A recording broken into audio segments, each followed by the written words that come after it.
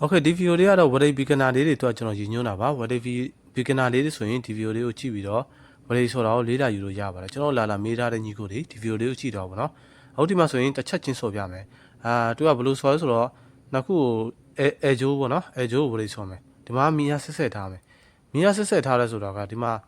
မိတ်ဆွေတို့တွေဟော်လိုကြည့်လိုက်ပါဟော်လိုကြည့်တတ်မှဆိုရင်သိတယ်ဟော်လိုကဒါအရန်မပါဘူးအရန်မထူရတဲ့ပါတယ်ဇောင်းလေးကြည့်နော်ဇောင်းတဲ့လုံးနေဒါဝရိတ်ဟော်လိုကနည်းနည်းထူလို့ပေါ့နော်ဇောက်ချွန်နေတဲ့ကောက်ဆိုတာပါလို့အဲ့လိုမျိုးဟော်လိုကြည့်တာပေါ့ဒါကတော့ကျွန်တော်ကြည့်တဲ့ညီပေါ့တခြားလူတွေနီးတဲ့တော့ကျွန်တော်လည်းမပြောတတ်ဘူးကျွန်တော်ကြည့်တဲ့ညီဆိုရင်တော့ဟော်လိုဇောက်လေးလုံးနေတယ်ဆိုရင်ဒီဒါထူတယ်ဇောက်ချွန်လေးဒီကောပါတယ်ပဲဟော်လိုကပါတယ်ပဲဟော်လိုထူလေးဇောက်လုံးတွေပေါ့နော်ပြောချင်တာကโอเคဒီမှာကျတော့အဲ့ဒီကောက်လေးကိုကျွန်တော်တို့ဒီမှာမီယာ60နဲ့ဆော်ပြတာတစ်ချက်ချင်းပဲနော်တစ်ချက်ချင်းဆော်ပြတာလေကျွန်တော်မိတ်ဆွေတို့တွေအဲ့လိုမျိုးတွေလိုက်ဆော်လို့ရတယ်ကြည့်ပြီးတော့ဝရိတ်စားလေးရမယ်ဆိုရင်အဲ့လိုနေရာတွေကိုစပြီးဆော်ပြီးတော့လေ့ကျင့်တင်ပါတယ်